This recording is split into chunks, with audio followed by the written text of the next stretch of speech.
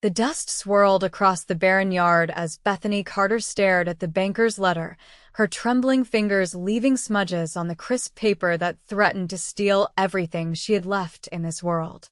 3 weeks a widow, and now the Frontier Bank of Silverton demanding payment or possession of her ranch by month's end. She traced the elegant signature at the bottom of the notice, a terrible idea taking root in her mind like a stubborn weed after spring rain. Bethany tucked the letter into her apron pocket and gazed out at the sprawling ranch her husband Richard had built with his bare hands before typhoid took him far too young at 32. They'd barely had time to celebrate their 5th wedding anniversary before the fever came. The spring of 1877 had proven merciless in more ways than one. "Madam." A voice startled her from behind. "I don't mean to trouble you, but I heard you might be looking for hands." She turned to find a man standing in her dooryard, hat in hand, the Colorado sun highlighting the dust on his weathered duster. Tall and lean, with eyes that reminded her of the sky before a thunderstorm, he stood with the easy confidence of a man comfortable in his own skin. "I'm afraid you heard wrong, Mr. Reed." "Ryland Reed," he said, replacing his hat atop dark hair that curled slightly at the nape of his neck. "Folks call me Ree." "Well, Mr. Reed, I appreciate you stopping by, but as I'm sure the gossips in town have also told you, this ranch is likely not going to be mine much longer." The admission stung her pride, but there was no sense pretending. His eyes swept across the property, the barn in need of repair, the corrals that required mending, the small herd of cattle grazing on the hill. "I heard about your husband. My condolences, Mrs. Carter." "Thank you." She folded her arms across her chest. "But sympathy won't pay the bank." "No, madam, it won't." He shifted his weight, boots scuffing in the dirt. "But 2 strong arms might help you keep this place running until you figure things out." Bethany studied him. He didn't have the look of a drifter, despite the trail dust. His eyes were clear, his stance steady. "I can't pay much," she said finally. "Barely enough to feed yourself, let alone save anything." "I'm not looking to get rich, Mrs. Carter. Just need honest work and a place to hang my hat for a spell." She hesitated. Having a man on the property might raise eyebrows in town, but she needed help desperately. And something told her Ryland Reed wasn't the kind of man who'd bring her more trouble than she already had. "There's a room above the stable," she said at last. "It's not much, but it's dry. Meals included." "That'll do fine." He nodded, extending his hand. "When do I start?" "Right now, if you're willing." She shook his hand, noting the calluses that spoke of hard work. "The north fence needs mending, and I've got a heifer ready to calve." Reed nodded, something like respect flickering in his eyes. "I'll see to it, Mrs. Carter." "Bethany," she corrected. "If you're going to be working here, Mrs. Carter sounds too formal." "Bethany, then." He tipped his hat and turned toward the barn, pausing only to add, "I won't let you down." She watched him walk away, wondering if she'd just made a terrible mistake or found the answer to a prayer she hadn't dared to utter. That night, after Reed had mended the fence, helped deliver a healthy calf, and eaten a quiet supper at her kitchen table, Bethany sat alone with the banker's letter spread before her. The moonlight filtering through the window illuminated Richard's signature on their marriage certificate, which she'd pulled from the family Bible for comparison. With shaking hands, she dipped a pen in ink and practiced on a scrap of paper. Richard's distinctive flourish on the C of Carter, the way he connected the I and C with a single stroke. Again and again she wrote, until her fingers cramped and her eyes burned. By dawn, she had mastered it well enough to fool anyone who wasn't looking too closely. She carefully forged Richard's signature on the bank documents, certifying that he had authorized the extension of their loan for another 6 months. Then she sealed the envelope, knowing she had just committed a crime that could land her in prison if discovered. But what choice did she have? Without the ranch, she had nothing. When Reed found her in the barn later that morning, she was saddling her mare for the ride into town. "Everything all right?" he asked, already mucking out stalls despite the early hour. Fine, she replied too quickly. Just need to deliver some papers to the bank. His eyes lingered on her face a moment too long, as if he could see the guilt written there. Want company? No, she said, softening her refusal with a small smile. But thank you. I won't be long. The ride into Silverton gave her time to settle her nerves. The mining town was bustling with morning activity as she tied her horse outside the bank. Men in dusty work clothes mingled with merchants in tailored suits. Women in calico dresses and bonnets shopped at the general store, while saloon girls, their work done for the night, slipped quietly back to their rooms above the Gilded Nugget.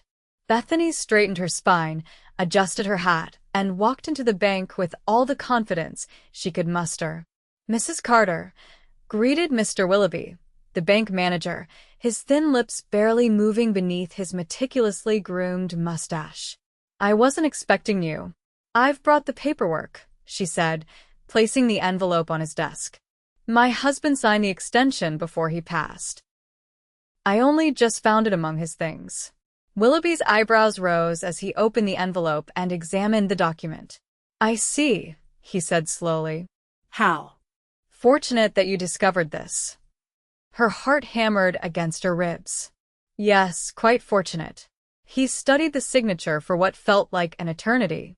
Everything appears to be in order, he finally said, though his tone suggested otherwise.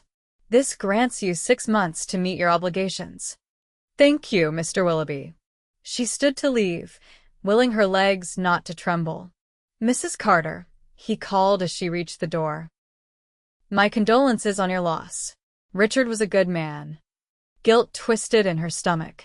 Yes, she agreed softly. The best of men. The ride home seemed longer, weighed down by what she'd done. But as the ranch came into view, the small white house Richard had built for her, the cottonwoods along the creek, the mountains rising majestically in the background, she knew she would do it again, if necessary. She found Reed repairing the barn roof, his shirt discarded in the summer heat, his skin bronzed from the sun. She averted her eyes, an unexpected flush warming her cheeks. How did it go? He called down, seemingly oblivious to her discomfort. Well enough, she replied. I've secured an extension on the loan. He climbed down the ladder, reaching for his shirt. That's good news. It buys us time, nothing more. She dismounted, leading her mare to the water trough. 6 months to turn this place around. 6 months is better than nothing. He shrugged into his shirt, the fabric clinging to his damp skin. What's the plan? She hadn't thought beyond getting the extension. I'm not sure yet. The cattle won't bring enough to pay off the loan. What about horses? Reed suggested. Army's always looking for good mounts. Pay fair prices too. We've only got 6 horses, including yours and mine. We could break mustangs, he said. There's a herd that roams the North Valley. I spotted them yesterday while mending the fence. Bethany considered the idea. Richard had been an excellent horseman, but she'd never attempted to break a wild horse. Do you know how to gentle mustangs? Yes, madam. Worked with a horse trader in Wyoming for 3 years. Hope fluttered in her chest. It would take a lot of work. That's what you hired me for, isn't it? His smile was as warm as the summer sun. Over the next few weeks, Reed proved his worth 100 times over. He worked from sunrise to sunset, repairing fences, tending cattle, and building a corral specifically designed for breaking horses. Together, they rode out to locate the Mustang herd, and Bethany marveled at the way he could read the animals, predicting their movements and behavior. That black stallion, he said one afternoon as they watched the herd from a ridge. He's the one we want. Bethany followed his gaze to a magnificent horse with a star-shaped blaze on his forehead. He looks wild as the wind. The best ones always are. Reed's eyes crinkled at the corners when he smiled. If we can gentle him, the others will follow. She found herself watching him more and more, noticing the way his hands moved with gentle confidence, the depth of his laugh when something amused him, the quiet strength in his bearing. He never spoke much about his past, deflecting personal questions with good humor, but she gleaned that he'd been orphaned young and raised by an uncle who taught him ranching. In turn, he seemed to notice things about her that no one else ever had: how she hummed when she was thinking, her preference for coffee over tea, the way she always kept fresh wildflowers on the kitchen table no matter how busy she was. One evening, as they sat on the porch watching the sunset paint the mountains gold and crimson, he asked, "How did you meet your husband?" The question surprised her. They rarely spoke of Richard. At a church social in Denver. "I was visiting my cousin. He was delivering cattle. He told me later he knew the minute he saw me that I was going to be his wife."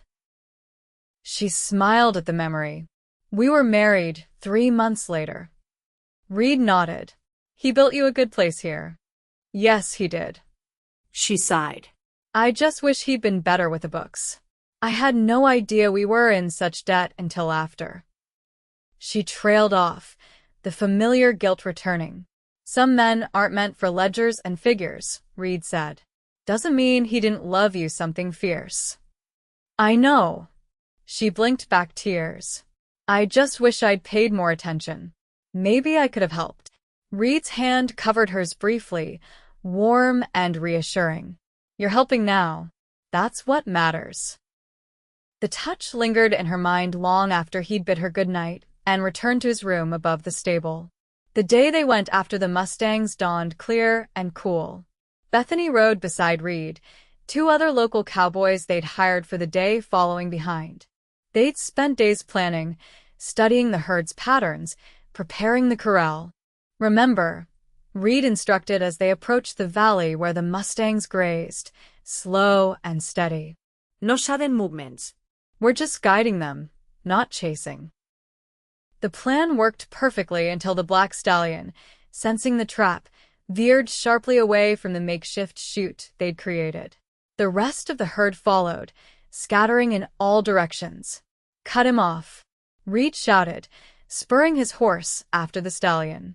Bethany reacted instinctively, riding hard to intercept the Mustang. Her mare responded beautifully, positioning herself to turn the stallion back toward the others. For a breathless moment, she locked eyes with the wild horse, sensing his intelligence, his fierce spirit. Then Reed was there, his rope spinning above his head.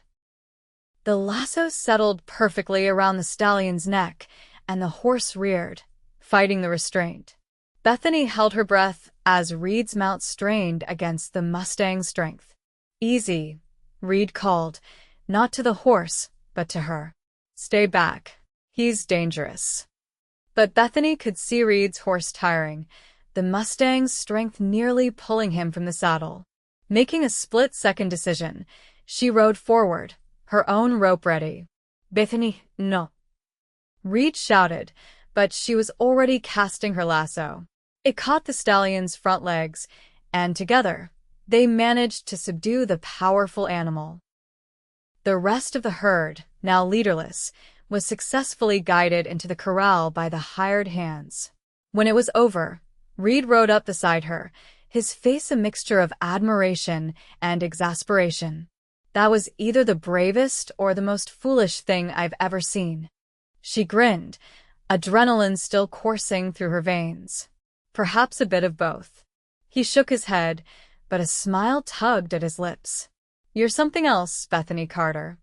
The way he said her name sent a shiver down her spine that had nothing to do with the cooling afternoon air. That night, as they celebrated their success with a simple meal, the hired hands regaled them with stories of their own adventures breaking horses. Bethany found herself laughing more than she had in months, the weight of her worries temporarily lifted. When the men left, Reed helped her clear the dishes. "You did good today," he said, his voice low. "Your husband would be proud." The mention of Richard sobered her. "I'm not so sure about that." Reed paused, dish towel in hand. "Why would you say that?" She couldn't meet his eyes. "I've done things he wouldn't approve of. Things I'm not proud of." We all have regrets, Bethany. This is more than a regret. The words tumbled out before she could stop them. I forged Richard's signature on the bank extension. He never signed it. He never even knew how bad things were. The silence that followed her confession was deafening. She forced herself to look at him, expecting disgust or judgment. Instead, his expression was thoughtful. You did what you had to do to protect your home, he said finally. That takes courage. It was a crime, she whispered.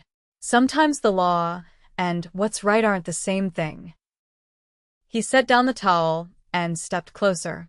This land was your husband's legacy to you. You're fighting to honor that. Tears welled in her eyes. What if they find out? They won't, he assured her. And by the time the extension runs out, we'll have enough money from the horses to make the payment. His confidence was contagious. You really believe that? I do. His hand came up to brush a tear from her cheek, the touch gentle as a whisper. I believe in you, Bethany. For a heartbeat, it seemed he might kiss her. Then he stepped back, clearing his throat. It's been a long day. We should both get some rest. She nodded, suddenly aware of how inappropriate such thoughts were. She was still in mourning, still wearing Richard's ring. And Reed was her employee, nothing more. Yet as she lay in bed that night, listening to the coyotes calling in the distance, she couldn't help but wonder what it would feel like to be held in Ryland Reed's strong arms. The work of gentling the Mustangs began in earnest the next day. Reed had a way with horses that bordered on magical. He never used force, preferring patience and persistence. Gradually, the wild animals began to trust him, then to accept saddles and bridles. The black stallion, whom Reed named Midnight, proved the most challenging. For days, he resisted all attempts to approach him, charging the corral fence when anyone came near. He's testing us, Reed explained, watching the horse prance nervously around the enclosure. Waiting to see if we're worthy of his trust. Maybe he's just mean, suggested one of the hands they'd kept on to help with the horses. Reed shook his head. He's not mean. He's proud. There's a difference.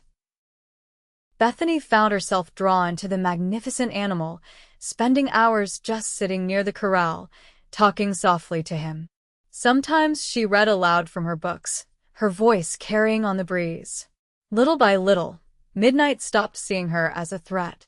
One morning, as she approached with an apple, the stallion didn't retreat to the far side of the corral as usual. Instead, he stood his ground, ears pricked forward in curiosity. That's it, she murmured, holding out the fruit on her flattened palm. I won't hurt you. Midnight stretched his neck, nostrils flaring as he caught the apple scent. After what seemed an eternity, he took a cautious step forward, then another, until his velvety muzzle brushed her hand as he took the offering.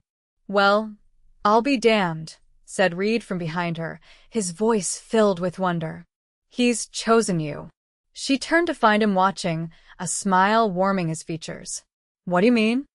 Some horses pick their people. Looks like you've been picked. Pride swelled in her chest. Does that mean I get to keep him? Wouldn't be right to sell him now, Reed agreed. Besides, we got plenty of others nearly ready for market. They worked side by side through the hot summer days, their partnership evolving into something deeper than employer and employee. Reed taught her to gentle the Mustangs, and she found she had a natural affinity for the work. In return, she showed him how to manage the ranch books properly, determined not to repeat past mistakes. In the evenings, they often sat on the porch, sometimes talking, sometimes simply enjoying the companionable silence as the stars appeared one by one in the darkening sky.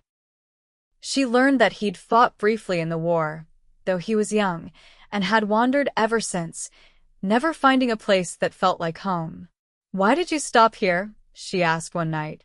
Silverton's not exactly on the main trail. He was quiet so long she thought he might not answer. I'm not sure, he said finally. Something just told me to turn up that road. Like I was meant to be here.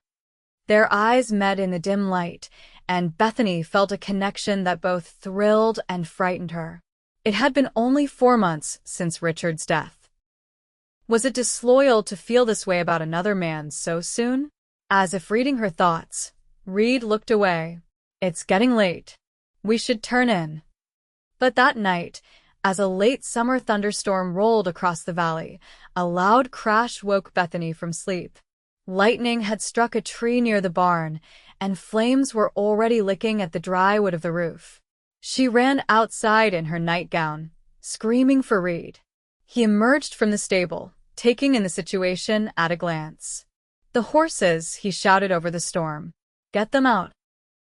Together they worked frantically to free the animals, including the newly gentled mustangs. The rain helped slow the fire's spread, but the wind pushed embers toward the house. "Get the water bucket line started," Reed ordered the ranch hands who'd come running from the bunkhouse. "We need to wet down the house roof." For hours they fought the fire, drenched by rain and sweat.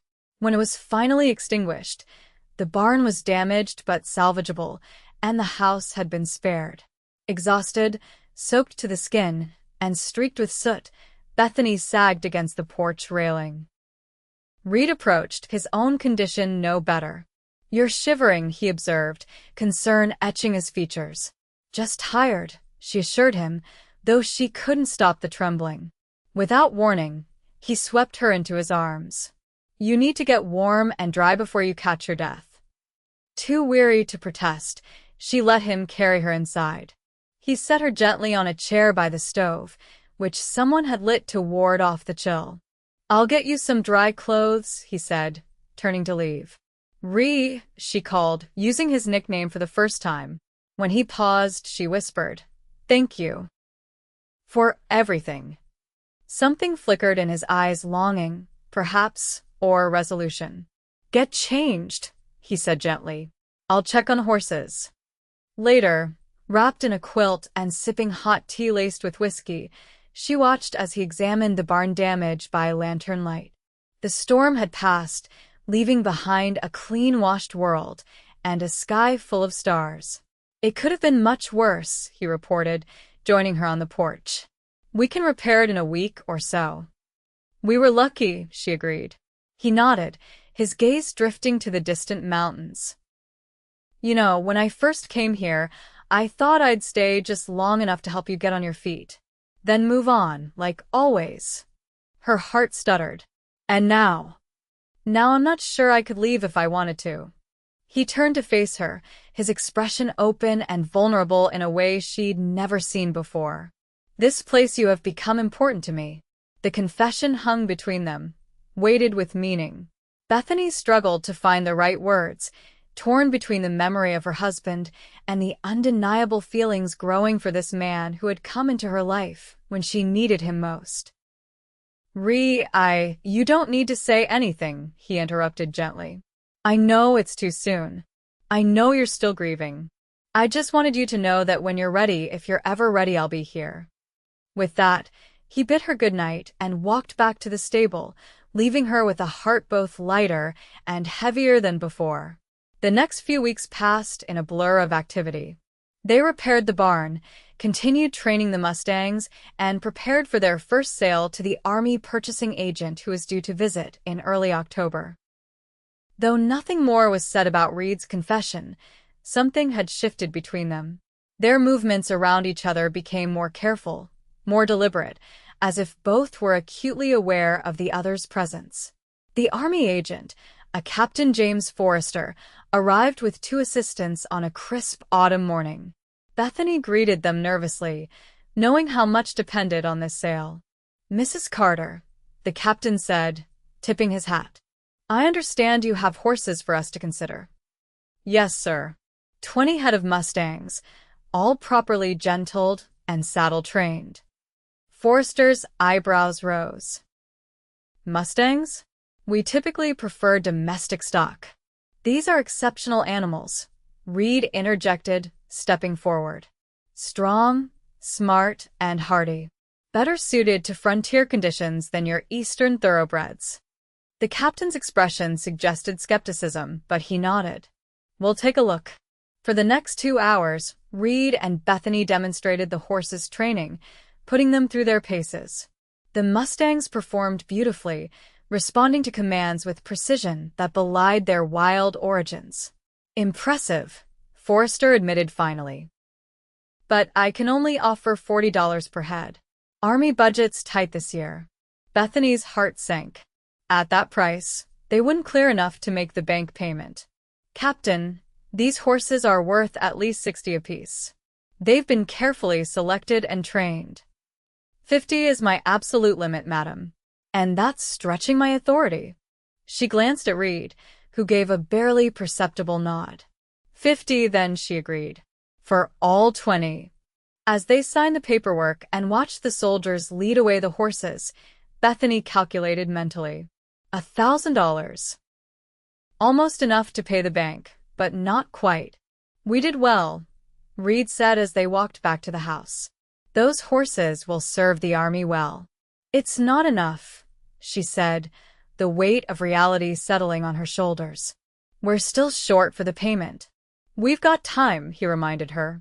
And there's still the cattle to sell. But the cattle sale brought in less than expected, the market prices having dropped due to oversupply.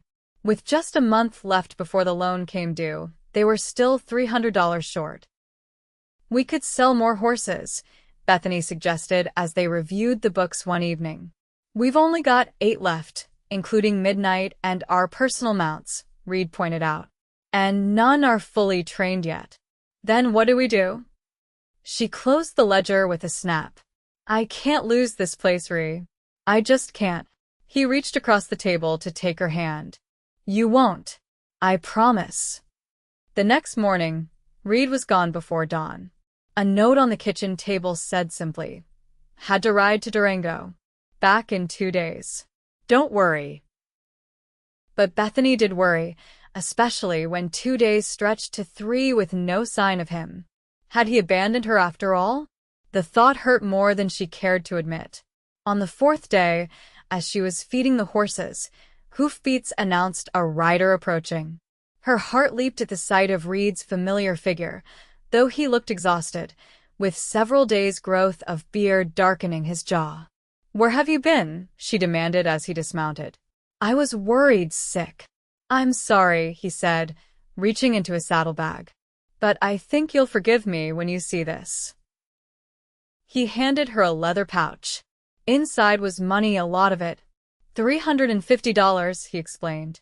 Enough to cover the bank payment with some left over. She stared at the cash, then at him. How?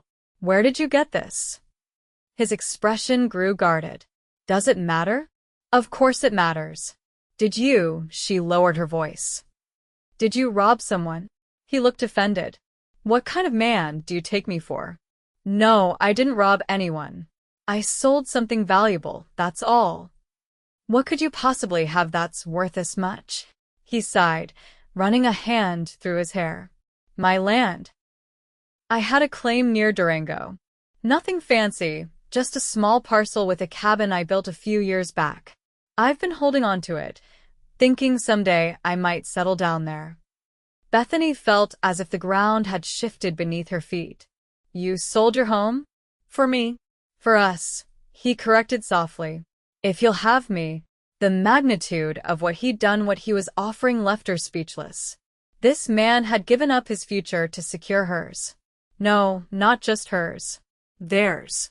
Ree, I can't let you do this, she finally managed. It's too much.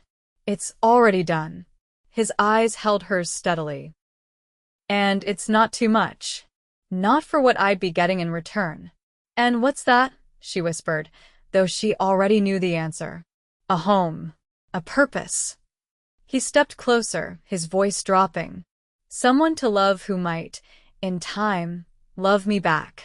The words hung in the air between them, honest and bare. Bethany felt tears sting her eyes. I don't deserve this. You deserve everything good in this world, he countered. And I aim to spend my life making sure you get it if you'll let me. She couldn't speak, overcome with emotion. Instead, she closed the distance between them, rising on tiptoe to press her lips to his.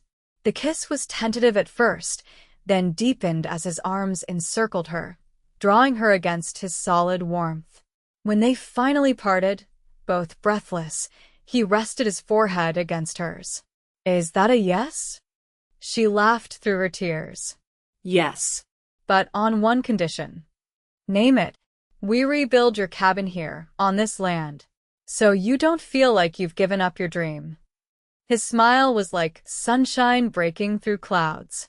"Bethany Carter, I reckon you are my dream." The bank payment was made with 2 days to spare. Mr. Willoughby didn't bother to hide his surprise when Bethany counted out the full amount in cash. "I must say, Mrs. Carter, I didn't think you'd manage it," he admitted, writing out the receipt. "Most women in your situation would have sold the ranch and moved back east to family." "I'm not most women," she replied, tucking the receipt carefully into her reticule. "No," he agreed, a new respect in his voice. "You certainly are not." As she left the bank, she spotted Reed waiting across the street, leaning against a hitching post. The sight of him tall and strong, his face breaking into a smile at her approach, filled her with a happiness she'd thought never to feel again. "All settled?" he asked as she reached him. "All settled," she confirmed. "The ranch is officially out of debt and fully mine." She paused, correcting herself. Ours. He took her hand, a gesture that raised a few eyebrows among the townspeople passing by. "Then I believe we have a wedding to plan, Mrs. Carter." "Soon to be Mrs. Reed," she reminded him with a smile. They were married 2 weeks later in the small Silverton church, with only a few friends in attendance. Bethany wore a simple blue dress rather than black for the first time since Richard's death, feeling that her late husband would approve of her finding happiness again. As winter settled over the Colorado mountains, blanketing the ranch in snow, Bethany and Ryland began building their life together. They added onto the main house, creating a larger kitchen and a second bedroom for the future, as Reed put it with a meaningful look that made her blush. They trained more Mustangs, establishing a reputation that soon had buyers coming directly to the ranch. Midnight remained Bethany's personal mount, his wild spirit tamed but never broken, much like the woman who rode him. On Christmas morning, as they sat before the fire exchanging simple gifts, Reed handed her a small wooden box he'd clearly made himself. "What's this?" she asked, admiring the intricate carving on the lid. "Open it and see." Inside was a folded document. As she read it, her eyes widened. "This is the deed to the ranch, with both our names." "I had it drawn up last week," he explained. "Figured if we're partners in life, we should be partners in business too." "It's perfect," she whispered, leaning over to kiss him. "I have something for you too, though it's not wrapped." His brow furrowed in confusion until she took his hand and placed it gently on her still, flat stomach. "Bethany." His voice was barely audible. "Are you saying?" She nodded, joy bubbling up inside her. "Come summer, there'll be 3 of us at the Reed Ranch." The look on his face, wonder mixed with fierce love, was a gift beyond price. As he gathered her in his arms, whispering promises against her hair, Bethany marveled at the strange turns life could take. She had forged a signature to keep her land, but in doing so, she'd found something far more precious, a second chance at love with a man who had signed on to help her and ended up saving her in every way that mattered. "I love you, Bethany Reed," he murmured. "And I love you, Ryland Reed," she replied. "Now and always." Outside, snow continued to fall, coating the world in pristine white, while inside the warmth of their home, 2 hearts beat as one, and a new life grew, a promise for the future as vast and beautiful as the western sky. As spring arrived, bringing new life to the land, Bethany's pregnancy progressed smoothly. Her body rounded with their child, and Reed couldn't seem to keep his hands from straying to her growing belly, marveling at the occasional kick or tumble he felt beneath his palm. "Strong, like his mama," he would say, his eyes crinkling with happiness. "Or her papa," Bethany would counter, loving the way his face lit up at the prospect of a daughter. They expanded their operation, adding sheep to diversify their income. Reed built a new, larger corral for the Mustang training, his skillful hands creating sturdy structures that would last for generations. Together, they planted a vegetable garden and fruit trees, thinking of the future and the family they were building. Word of their success spread, and occasionally letters arrived from people seeking advice on horse training or ranching. Reed answered them all personally, sometimes spending evenings at the kitchen table with pen and paper while Bethany knitted tiny garments for their expected child. One such evening, as May's warmth settled over the land, a knock came at their door, unusual for the hour. Reed opened it to find a young woman standing on their porch, travel-worn and nervous. "Mrs. Reed?" she asked, peering past him to where Bethany sat. "I'm sorry to intrude, but I was told you might be able to help me." Her name was Clara Wilson, a widow like Bethany had been, trying to save her small ranch in Wyoming. She'd heard about the Reed success with the Mustangs and had come seeking guidance. "It's just me and my brother trying to run the place," she explained over coffee at their kitchen table. "The bank's breathing down our necks, and we need something that'll turn a profit faster than cattle." Bethany exchanged a glance with Reed, seeing her own past struggles reflected in Clara's tired eyes. "You're welcome to stay and learn what you can," she offered. "We have room, and an extra pair of hands is always useful." Clara stayed for 3 weeks, absorbing everything they could teach her about horse training and ranch management. When she left, she carried with her not only knowledge, but also 2 young Mustangs Reed had helped her gentle a start for her own training program. "You've given me hope," she told Bethany as they said goodbye. "I was ready to give up before I came here." "Sometimes help comes from unexpected places," Bethany replied, thinking of how Reed had appeared in her own time of need. "You just have to be brave enough to accept it." As Clara's wagon disappeared down the road, Reed slipped his arm around Bethany's waist. "Feels good, doesn't it? Helping someone the way you were helped." "It does," she agreed, leaning against his strength. "Though, as I recall, you were the one doing the helping." He kissed the top of her head. "We helped each other. Still do every day." The baby arrived in late July, on one of the hottest days of the summer. The labor was long and difficult, with the midwife looking increasingly concerned as hours stretched into a day, then more. Reed paced outside their bedroom, barred from entry by the midwife's strict rules, his face growing more haggard with each passing hour. When Bethany's screams turned to whimpers, then silence, he could stand it no longer and burst into the room. "What's happening?" he demanded, his heart stopping at the sight of his wife's pale face. "The baby's turned wrong," the midwife explained tersely. "I'm trying to adjust it, but—" "Do whatever you have to do," Reed said, kneeling beside the bed to take Bethany's hand. "Just save them. Please." Bethany's eyes fluttered open at the sound of his voice. "Ree," she whispered. "I'm sorry." "I'm so tired." "Don't you dare give up," he told her fiercely. "You're the strongest woman I know, Bethany Reed. Our baby needs you. I need you." Something in his words seemed to reach her. With renewed determination, she bore down when the midwife instructed, squeezing Reed's hand so hard he thought his bones might crack. And then, after one final, tremendous effort, a new sound filled the room, the indignant cry of their child entering the world. "A girl," the midwife announced, quickly cleaning and wrapping the infant. Small, but strong. Reed watched in awe as the tiny bundle was placed in Bethany's arms. A daughter, with a dusting of dark hair like his own, and her mother's determined chin. "She's perfect," Bethany murmured, tears streaming down her face. "Hello, little one. We've been waiting for you." "What shall we call her?"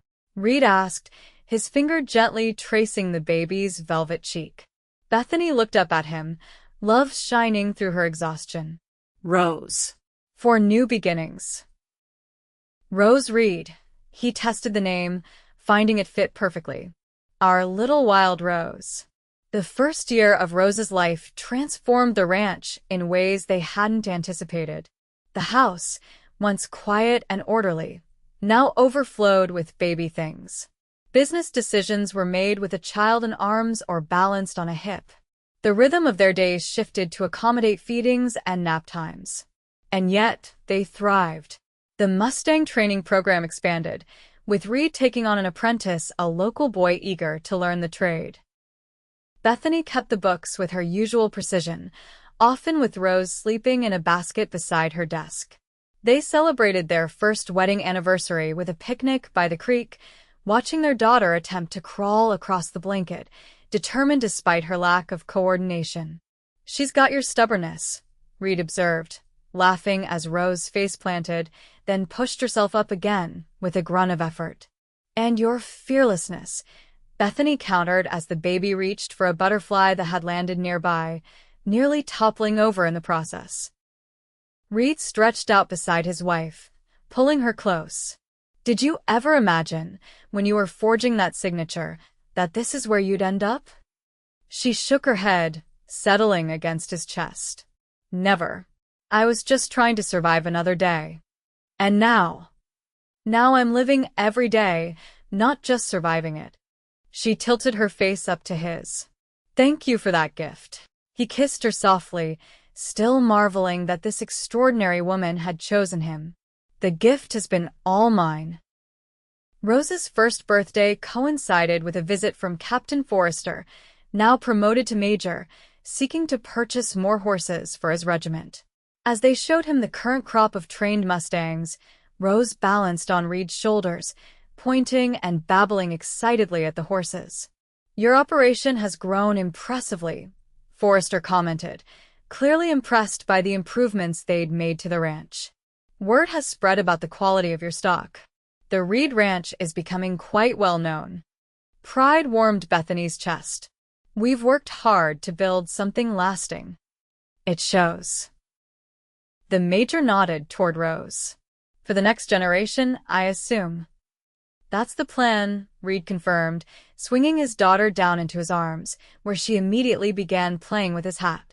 "Though if she has her way, she'll be running the place by the time she's 5. Forrester laughed.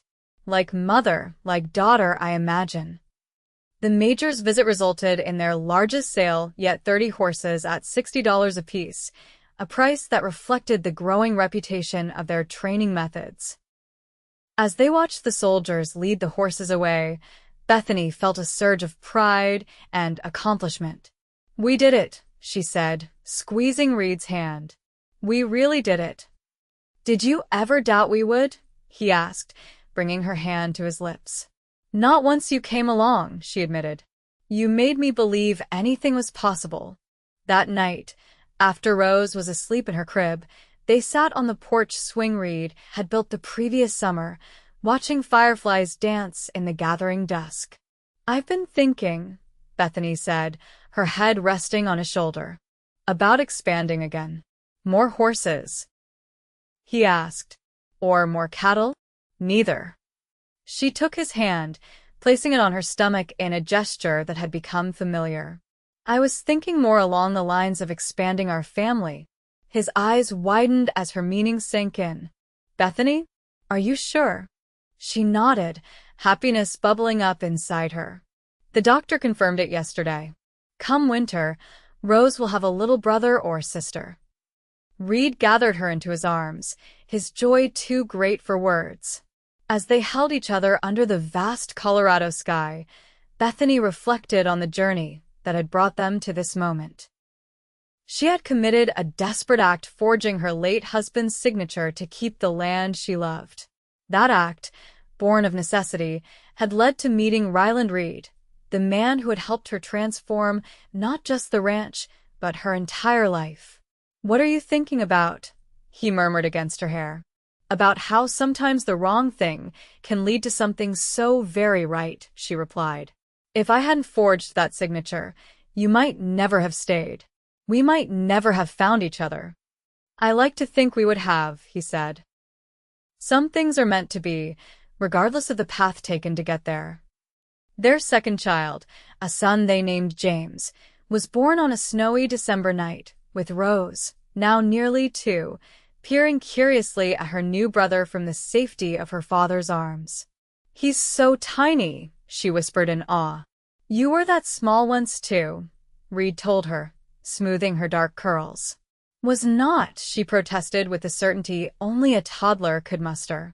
Bethany laughed, tired but radiant. "You absolutely were, my love. And you've grown so fast." As they gathered around the bed, a perfect family portrait, Bethany felt a sense of completion she'd never imagined possible in those dark days after Richard's death. She had loved her first husband truly, but what she'd found with Reed was something different, a partnership of equals, built on mutual respect and understanding. The years flowed by, marked by the changing seasons and the growth of their children. Rose, independent and spirited, took to horses as if born in the saddle. James, quieter and more thoughtful, showed an aptitude for numbers and helped his mother with the accounts from an early age. The Reed Ranch prospered, becoming one of the most successful operations in the territory. They added a proper bunkhouse for their growing staff, expanded the stables, and built a larger home to accommodate their family, though they kept the original house standing as a reminder of where they'd started. On Rose's 10th birthday, Reed presented her with a special gift, a filly born to midnight, the black stallion that had been part of their story from the beginning. "She's mine? Really mine?" Rose asked, her eyes wide with disbelief as she stroked the young horse's sleek neck. "Really yours," Reed confirmed. "But with ownership comes responsibility. You'll train her yourself with my guidance." Rose threw her arms around her father's waist. "I'll make you proud, Pa. I promise." "You already do, Wild Rose," he assured her, using the nickname that had stuck since her infancy. Every single day. Later that evening, as they watched their children chase fireflies in the yard, Reed pulled Bethany close. "Did I ever tell you about the day I decided to turn down the road to your ranch?" She shook her head. "You said something told you to come this way." "That's right." He gazed at their children, his expression thoughtful. "I'd been riding for days, no particular destination in mind. Came to a fork in the road outside Silverton. One way led to town, the other up toward the foothills where your ranch sits. And something told you to take the second path." "Not something," he corrected. "Someone. I swear I heard a voice clear as day say, 'She needs you.'" Bethany stared at him. "You never told me that." "Thought you might think I was crazy," he admitted with a sheepish smile. "Maybe I was. Maybe it was just exhaustion playing tricks on my mind. Or maybe," she suggested softly, "it was Richard, making sure I'd be taken care of." Reed considered this possibility. "I like to think he'd approve of how things turned out." "I know he would." She rested her head against his shoulder, contentment washing over her. "He always wanted me to be happy.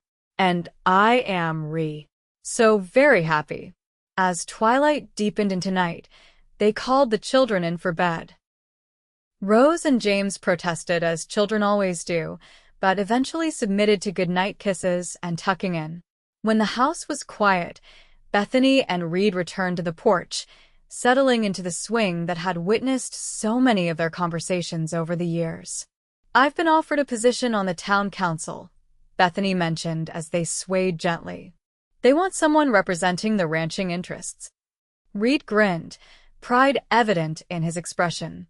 Well, Mrs. Reed moving into politics. Will you accept?" "I'm considering it," she admitted. "It would mean more time in town, but James is starting school soon anyway, and Rose is old enough to help more around the ranch." "You should do it," he encouraged. "You've got a sharp mind for business and a good heart. The town could use both." She leaned against him, grateful as always for his support. What about you? "Any big plans I should know about?" "Actually, yes." He reached into his pocket, pulling out a folded piece of paper. "Got a letter today from a man in Texas. Wants to pay us to come teach his ranch hands our method of training mustangs." Bethany sat up straighter. Texas? That's quite a journey. It is, he agreed. But he's offering good money, and it would only be for a month or so. I thought maybe we could make it a family trip next spring, after the foaling season. Show the children a bit more of the world. The idea was both exciting and intimidating. They hadn't traveled far from the ranch since settling there. I'd like that, she decided. A family adventure. That's what I hoped you'd say. He tucked the letter away. The Reed family taking their knowledge on the road. From forging signatures to forging a reputation, she mused. We've come a long way. And we've got further still to go, he promised, sealing the words with a kiss. The years continued their steady march. Rose grew into a beautiful young woman with her mother's determination and her father's way with horses. At 20, she married the son of a neighboring rancher, combining their lands and expanding the Reed legacy. James, scholarly and thoughtful, attended university in Denver before returning to help manage the family's now considerable business interests. Bethany's hair silvered at the temples, and lines of experience etched themselves around Reed's eyes, but their love deepened with each passing season. They weathered droughts and blizzards, market fluctuations and political changes, always facing challenges together. On their 30th wedding anniversary, they hosted a celebration that brought family and friends from miles around. The ranch, now one of the largest and most prosperous in Colorado, was decorated with lanterns and flowers. Tables groaned under the weight of food, and music filled the air as people danced in the yard. As evening fell, Reed found Bethany standing at the edge of the festivities, watching their grandchildren play. "Happy, Mrs. Reed?" he asked, sliding his arm around her waist. "Completely," she replied, leaning into his familiar embrace. "Look at what we've built, Ree. All from a desperate act and a chance meeting." He followed her gaze across the ranch, the sturdy buildings, the fertile fields, the corrals full of fine horses, and most importantly, the family they'd created together. "I'd say we did all right for ourselves," he agreed. "More than all right," she corrected, turning in his arms to face him. Though they were both in their 60s now, she still saw the handsome cowboy who had appeared in her yard so many years ago. "We created something beautiful." "We certainly did," he murmured, bending to kiss her with a tenderness that hadn't diminished with time. "And I'd do it all again in a heartbeat." As they rejoined the celebration, greeting friends and laughing with their children, Bethany reflected on the strange, wonderful journey of her life. She had forged a signature out of desperation, a small deception that had led to the greatest truth she'd ever known, that love, when found in the most unexpected places, could build a legacy to last generations. And as the stars appeared one by one above the Reed Ranch, she offered a silent thanks to whatever fate or providence had guided a lonely cowboy to her door when she needed him most.